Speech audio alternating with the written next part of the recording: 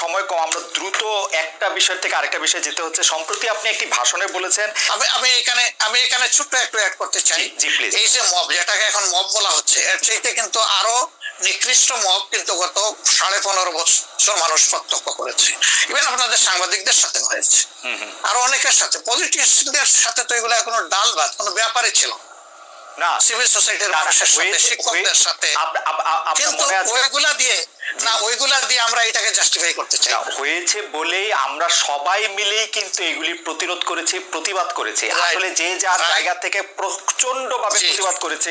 আমার মনে আছে ডয়েচে ভেলেতে থাকতে আমি একবার শেখ হাসিনার নাম করে এতবার বলতেছিলাম যে কেন তিনি এটি করবেন, কেন তার এটি সমালোচনা করা যাবে না, এবং কেন তার এটা, মানে আমার মনে আছে যে মানে আমার সাংবাদিকতায় আমি কোনো সময় অ্যাক্টিভিজম করতে চাই না বা অ্যাক্টিভিজমের জায়গা থেকে, কিন্তু এইগুলির প্রতিবাদ আমরা সবাই মিলেই আসলে করেছিলাম, যে যার অবস্থান থেকে। রাজনীতিবিদরা এখনো আমাদেরকে করতে হবে, এখনো যদি আমরা সেই জায়গার মধ্যেই থাকি এবং কেউ কেউ আমরা এটা বলি যে তারা করেছে সেজন্য এটা ঠিক আছে, সেইটার ব্যাপারে আপনার কাছে বিচার দিতে চাইছি।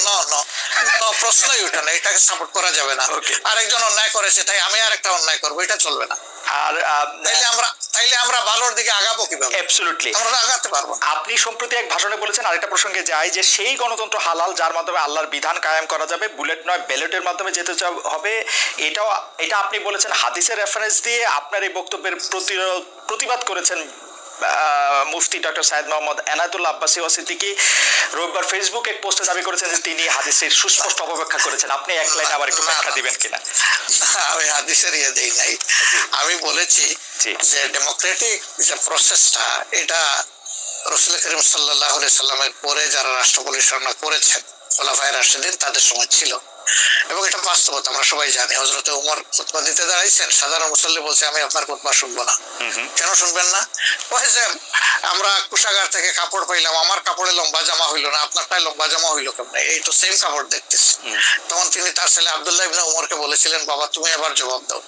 তিনি দাঁড়াইয়া বললেন যে দেখেন, বাবা তো রাষ্ট্রের দায়িত্বশীল, তার সাথে বিভিন্ন বিদেশি প্রতিনিধি দল আসে, রাষ্ট্রের সম্মানে আমি বাবাকে বলেছিলাম যে বাবা আমাদের পোশাক 2 টুকরা করে কাটার দরকার নাই, আপনি অনুমতি দিলে আমি কুশাগারকে রিকোয়েস্ট করতে চাই যে আমাদের 2 পিস না কেটে দিয়ে দেওয়ার জন্য, সেটা দিয়ে আপনি জামা বানাবো। তো আমার বাবা এবং আমার 2 পিস মিলে ওনার 1 পিস হয়েছে, এবং তাই ওনার জামা লম্বা। তো লোকটা বসে আল্লাহ শুকরিয়া আদায় করে বললেন যে খলিফাতুল মুসলিমিন, এবার আপনি আপনার খুতবা দেন, আমি শুনবো, মন ভরে শুনবো।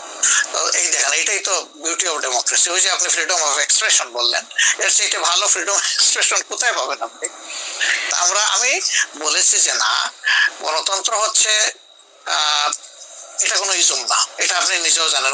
গণতন্ত্র কোনো মতবাদ না, it's a way to establish your ism. আপনি যেটা চয়েস করেন, এটা ক্যাপিটালিজম হইতে পারে, সোশ্যালিজম হইতে পারে, কমিউনিজম হইতে পারে, এরকম যেটাই হোক সেটা আপনি করবেন, কিন্তু এটা একটা